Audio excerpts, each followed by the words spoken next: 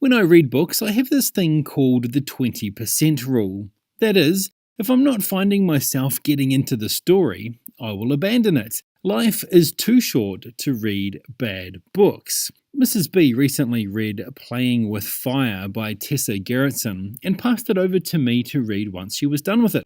You might recognise Gerritsen's name as she wrote the Rizzoli and Isles book series that was made into a popular TV show. Playing with Fire is a standalone book and not in any way related to that series. So what's it about? Well, here's the blurb. Imagine if you were home alone and your 3-year-old daughter violently attacked you.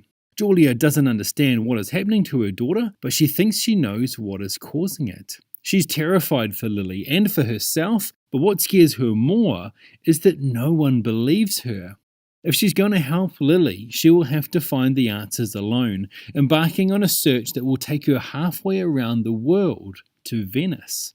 There, Julia uncovers a heartbreaking, long-buried tale of tragedy and devastation, a discovery that puts her in serious danger. Some people will do anything in their power to keep the truth silent, whatever the cost.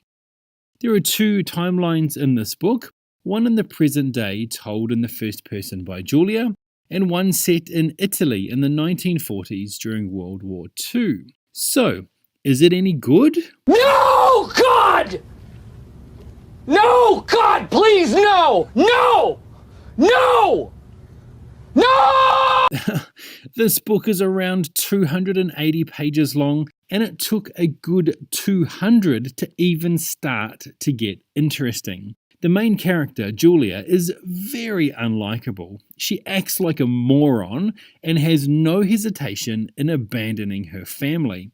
The better parts of the book are the parts in the 1940s, but even there, the characters are two-dimensional, get very little development, and the way their relationship and conversations are written are very stilted and unnatural.